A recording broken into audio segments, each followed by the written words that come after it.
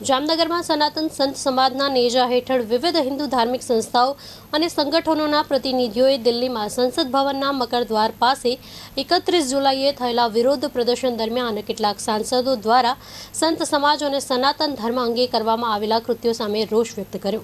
આક્રોશ વ્યક્ત કરતા સંત સમાજના આગેવાનો અને હિન્દુ સંગઠનોએ કલેક્ટર કચેરી પહોંચ્યા હતા અને રાષ્ટ્રપતિને સંબોધિત આવેદનપત્ર અધિક નિવાસી કલેક્ટર વિમલ ચૌધરીને સુપ્રત કર્યું હતું।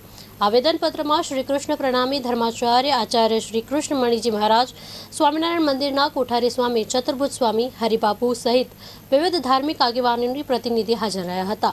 આ રજૂઆતમાં સંત સમાજ અને સનાતન ધર્મની આસ્થાને ઠેસ પહોંચે તેવી ટીખળ કરનાર સાંસદો સામે કડક કાર્યવાહી કરી તેમને બરતરફ કરવાની માંગણી કરવામાં આવી હતી।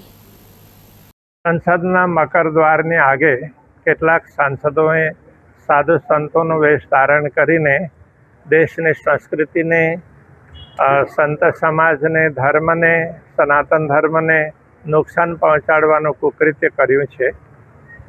તેને વિરોધ કરતા અને એની સાથે આવા લોકો ભારત દેશના જનપ્રતિનિધિ ન હોઈ શકે, એવા લોકોને સંસદમાં કોઈ સ્થાન નહીં મળવું જોઈએ અને એવા લોકોની સંસદ સદસ્યતા નિરસ્ત કરવી જોઈએ।